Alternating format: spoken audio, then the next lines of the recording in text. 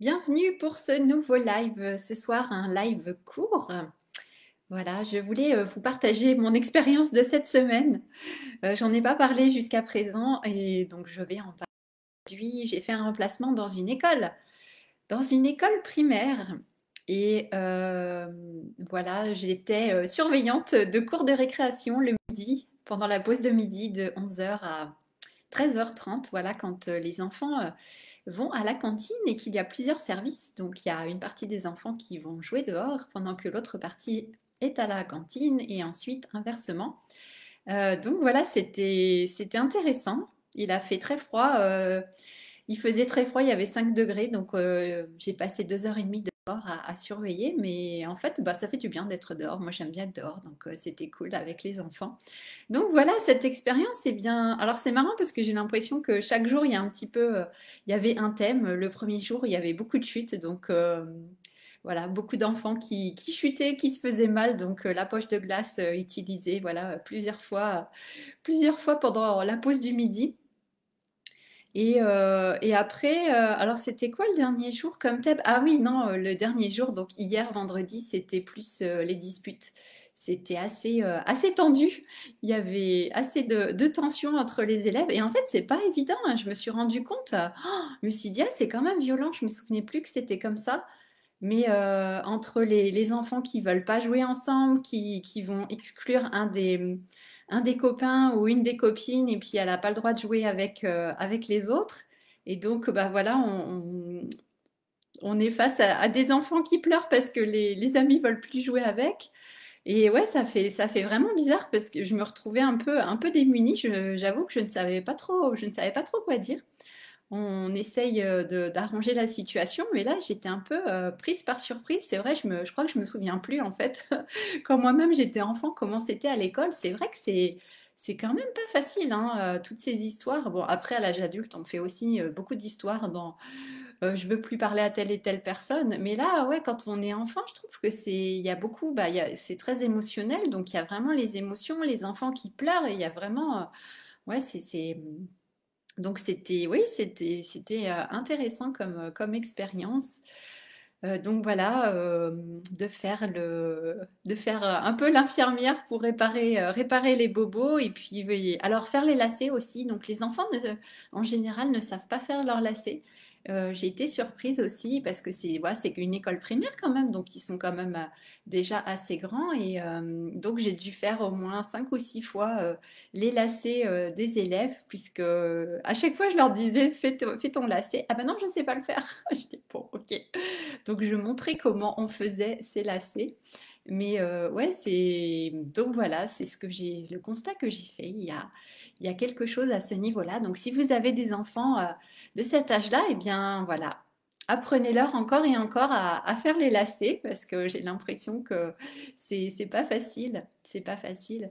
Et puis oui, c'était intéressant aussi. Enfin, c'était pas facile. Il y avait une petite fille aussi qui était toute triste là, qui marchait. La tête baissée, qui regardait par terre. Donc je lui ai demandé si ça allait, je lui ai demandé qu'est-ce qui se passait, si elle voulait me raconter. Et là, ouais, bah c'était vraiment triste en fait. Donc là, elle commence à m'expliquer que son papa est décédé dans un accident l'été dernier. Donc bah voilà, c'était pas facile pour elle, hein, vraiment le manque par rapport à son papa. Voilà, elle commençait à vraiment à pleurer. Je lui ai dit, bah vas-y, libère tout ton chagrin, tu as le droit de pleurer, etc. Et puis après, je lui ai donné des petits.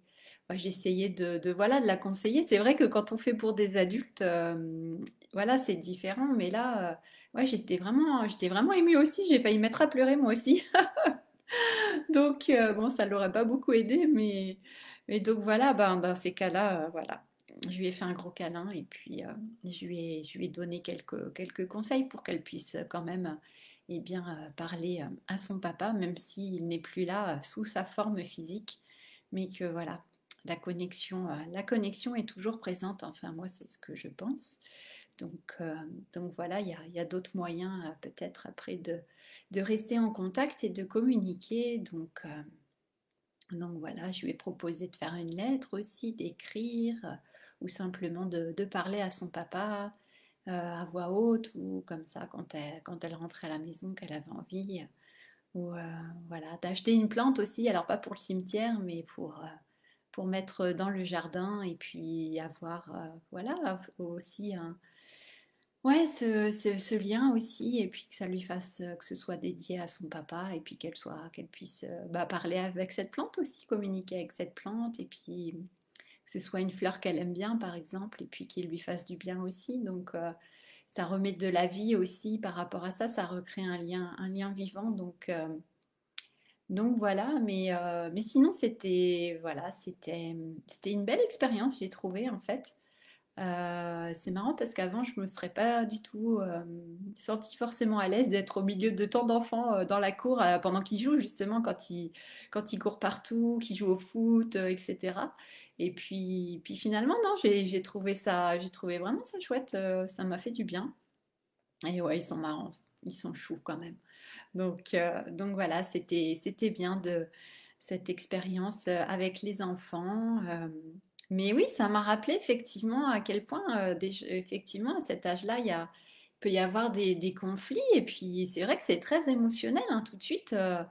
Ça part dans les émotions très très vite. Effectivement, voilà, donc je me souvenais plus comment c'était pour moi quand j'avais leur âge. Et j'avoue que me souviens pas vraiment. J'ai quelques souvenirs voilà, de la cour de récréation, mais pas beaucoup quand même. Donc, ouais, c'était intéressant de voir ça. Bon, après, il y a d'autres aspects que j'ai vus aussi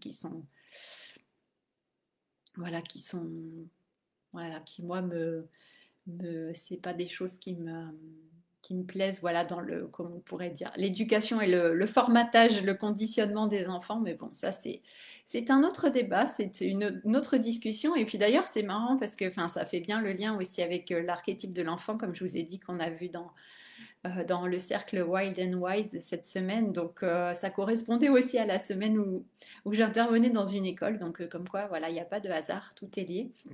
Et oui, il y a d'autres choses que je voyais qui étaient pas, qui moi me dérangeaient par rapport à voilà, l'éducation qui est transmise à l'école publique, en France en tout cas.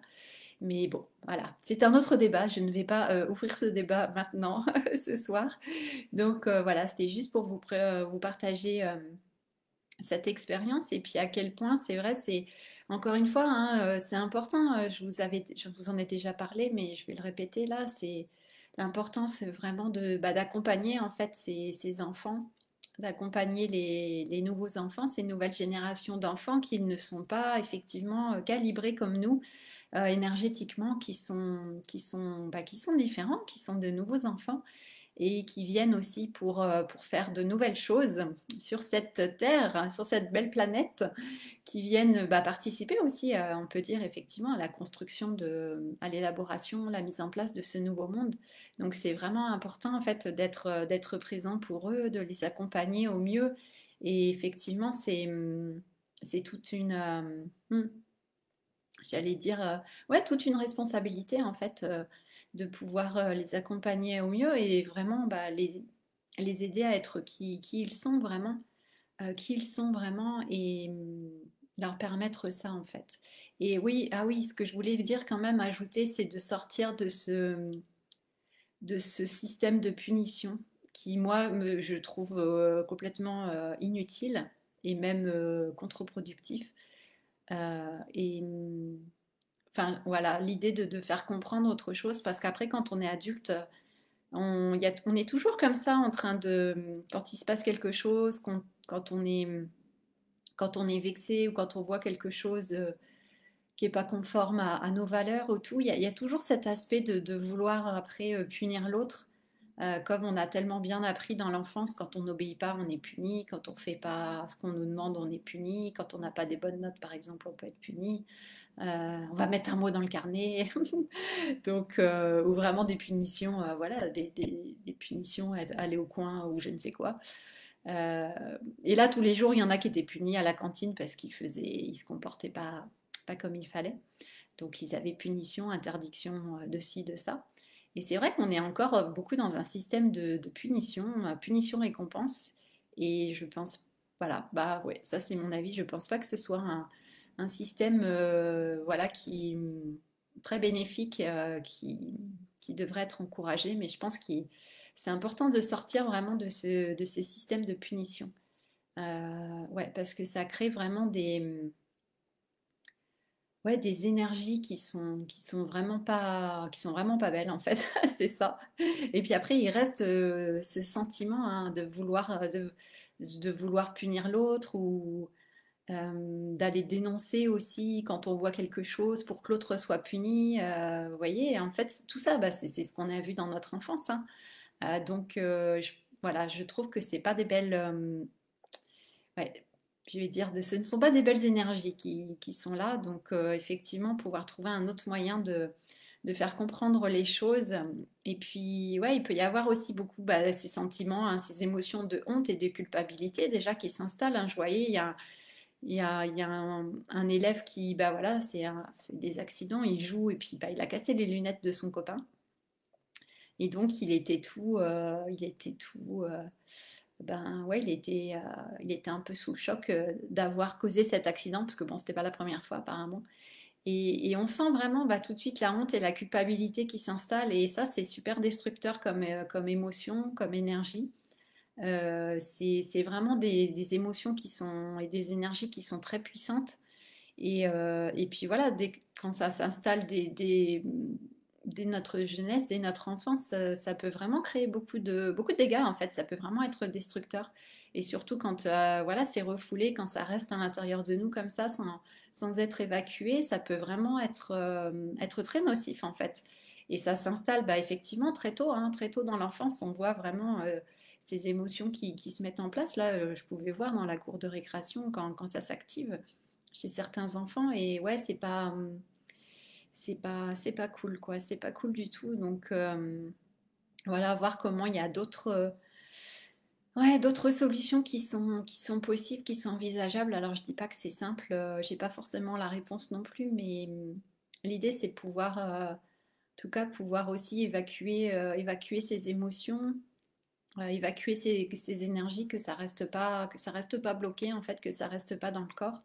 Justement, je vous en parlais avec la séance de micro-kiné pour aller débloquer effectivement parce que tout ce qui a été engrammé et puis qu'on n'a pas qu'on n'a pas réussi pardon, à libérer voilà, au moment de l'expérience. Donc voilà, il y a des choses qui datent vraiment de l'enfance hein, et effectivement des cours de récréation notamment ou de l'école en général aussi et de la maison aussi évidemment. Donc ouais, c'est ça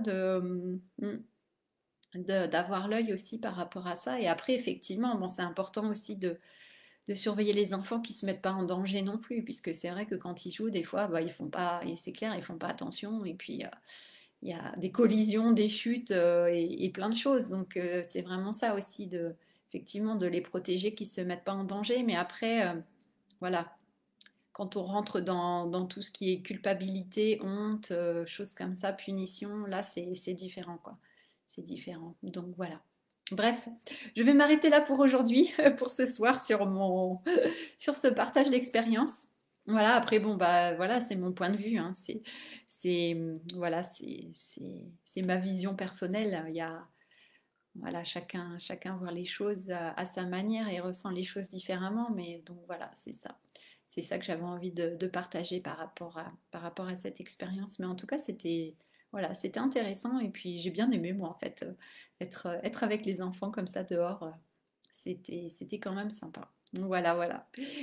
Eh bien, je vous souhaite une bonne soirée, un bon week-end toujours, et puis on se retrouve demain pour un nouveau sujet, un nouveau live. Voilà, à demain. Ciao, ciao. Merci.